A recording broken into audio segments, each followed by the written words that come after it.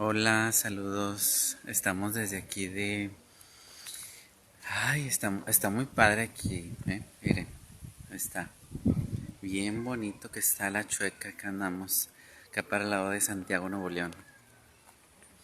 Aquí está este árbol de heno, está lleno de heno, miren, todo eso está lleno de heno. Para la temporada de Navidad, ese se ocupa para de Navidad y está muy padre.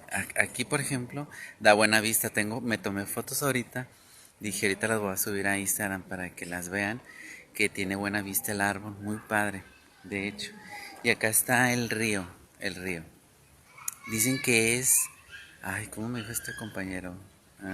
Que no era río, que era un caos, un caos. Pero es río, nada más que él está de terco, ¿verdad? No sé. A ver qué